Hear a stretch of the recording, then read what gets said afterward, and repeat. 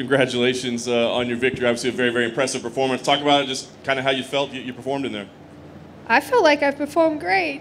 I'm really happy with that fight. You know, I feel like I came in here wanting to enjoy it again, and I came in here wanting to show that I've had a lot of comments about me just doing striking, because I'm at my gym, my main gym, with a head striking gym in the country, right? And so I had a lot of messages, I had a lot of comments going, you better be focusing on your grappling, you better be wrestling, blah, blah, blah. And I kind of came in here wanting to prove that, like, fuck that, my striking's going to be good anyway, you know? And I feel like I showed that I have a good, well-rounded game, because I was able to either reverse or control it no matter where it went. But I really got to showcase Muay Thai, and I'm very, very happy with that, because I said that back in Moscow, that's what I wanted to do, and I didn't do shit. So I'm happy that I got to do it tonight. So that's the technical side of it. What about the emotional side of it? I mean, this has been like a long journey through injuries and losses and weight cut issues and all these things. So what does it mean for you emotionally to pick up this win? I'm just happy that I enjoyed fighting. I haven't been enjoying fighting. You know, I've enjoyed training. I haven't enjoyed fighting. So that win or lose tonight, that was just it. Like, my coach kept saying to me, like, have fun, have fun. You wanted to do this, have fun. Remember why you're here. And that was it. When I walked in, I was like, I put a smile on my face. I'm like, fuck yeah. Like, remember why you're here tonight. It's because this is what you wanted to do. Like, you started this journey 10 years ago. Why are you so fucking scared right now? You know, like, after 20-something fights, why are you so fucking scared? Like, love it, love it. Like, why would you spend 10 years doing something if you hate it, you know? So it was kind of, this last camp has been a defining point for me, you know, about whether I could bring back that love or not, whether I could enjoy fighting or if I was just going to enjoy training. Because if I wasn't going to enjoy tonight, then I probably wasn't going to continue for much longer, because that doesn't make sense. I'm not going to do anything that I hate doing. So my emotions are high because I'm just grateful about that. I don't even care about the win. Like, that was beautiful, but I don't even care about the win. I'm just happy that I fucking enjoyed myself. Solid performance aside, some confusion in there, right, with the stoppage of the fight. I guess, I mean, it's not your call to make, and you didn't land an illegal knee, so you did nothing wrong at all, so I don't want to say that, but was it just difficult for you to kind of maintain your focus? Because I got to think at that point, I mean, we thought the fight was over. I'm guessing you thought the fight was over. So, I mean, like, is it hard to kind of, like, get that mindset back to, okay, we're still fighting? Honestly, I thought the fight was over, and then when he told me to get away from my corner, I was like, okay, cool, we're still going. Like, it wasn't, my emotions weren't so high that I had to bring myself back in, you know? It was just, excuse me, it's not coming. Yeah, like, my emotions weren't so high that I had to rein them back in. It was just like, okay, cool, like an eye poke, like a groin strike, whatever. I just kind of, once I realized he wasn't stopping it, then it's like, all right, stay here, wait for her to be ready. But I could see that she wasn't ready to come back in. And then I think that made it easier to not be upset about having to continue, you know? Like, yeah, it was cool. It would have been cool if that was the fight finishing, but, like, fuck it. However much longer it went beyond that, I think might have been better than the rest of the fight, to be honest. So, whatever. And last thing for me, I mean, you got this big moment behind you and you're enjoying it again. So what's the next move? I mean, do you turn around quickly? Do you take some more time to keep doing things? What's the plan?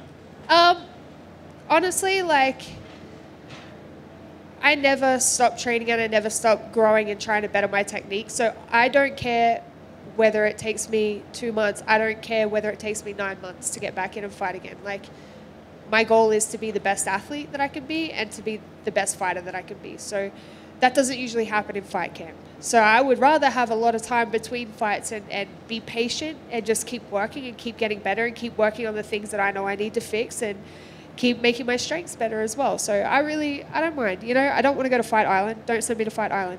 But other than that, I'm not worried about the time frame. Just great. Hi. After the initial confusion with the stoppage that wasn't a stoppage, there was a lot of talk online of the use of possible instant replay. Would you be in favor of using that in fights?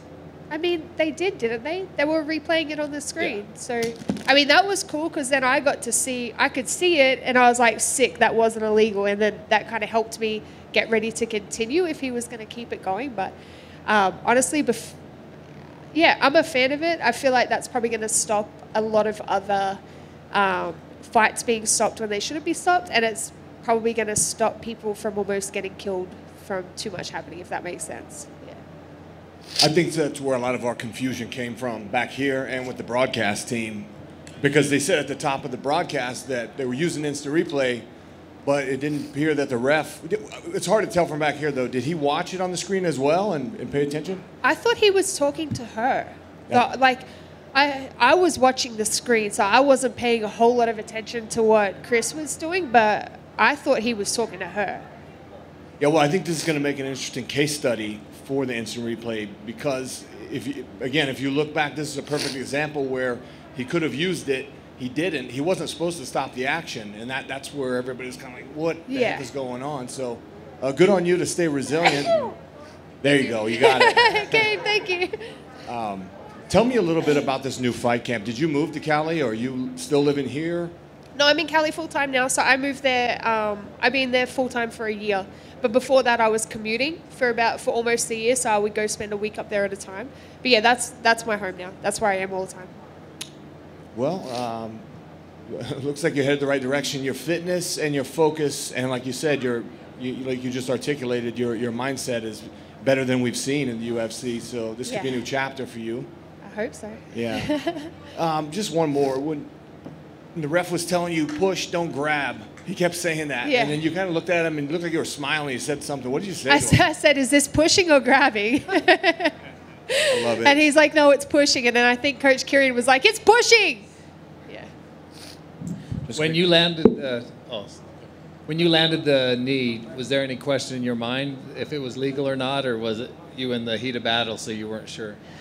When he told me not to go to my corner, that's when I was like, fuck, maybe that was illegal. You know, I didn't think so at the time. When I threw it, I didn't think it was. But the fact that he didn't stop the fight but stopped the action made me question it. And then as soon as I watched it on the instant replay, which I'm very grateful for, as soon as I watched it, I was like, no, fuck no, we're going to keep going. You know, he's either going to stop it or we're going to keep going. But I knew that I hadn't done the wrong thing. Yeah. And then you said when the action was restarted, you could feel that her heart wasn't there? I could see it on her face. I could see it. Like, I apologized to her team after the fight because it shouldn't have kept going, you know? There was one point where I was trying to submit her because I was like, fuck, I don't want to keep hurting her, you know? So I was going for the head arm choke, and then she wasn't giving it up. Like, she didn't give up an inch, not for 1 second. But I wanted to submit her because I didn't want to keep hurting her as bad as I was, but she didn't want that to happen, so fuck it, I'm going to keep throwing elbows. Do you think the fighter should be able to make that decision like she did? What do you mean? Keep going? Leave it up to the fighters instead of the judge? Well, I mean, there's a case that fight could have been stopped, you know? Like, with how much she was bleeding, with how cut she was, she wasn't really doing anything, she was just surviving. So Chris probably shouldn't have let it go as long as he did, but like, fuck man, she's tough. Like, she's here for a reason. She made a case for herself on Contenders, and she showed that she's tough tonight, and I think she'll get better from this. So, yeah. Congrats. Thank you, sir. Did you say you don't want to go to Abu Dhabi? I don't want to go to Abu Dhabi. Why? Because I'm not on a full visa. So if I go to Abu Dhabi, that means I have to go back to Australia to redo a full visa, and they have 2-week quarantine, so I would be gone for like 2 months. You have to pay for that as well, right? I would have to pay for that, and who's going to look after my dogs for 2 months? My dogs are so mean that I can't just send them to a sitter. They try to attack everyone. So I really don't want to go to Abu Dhabi for that reason. Like, I also don't want to be away from them for 2 months.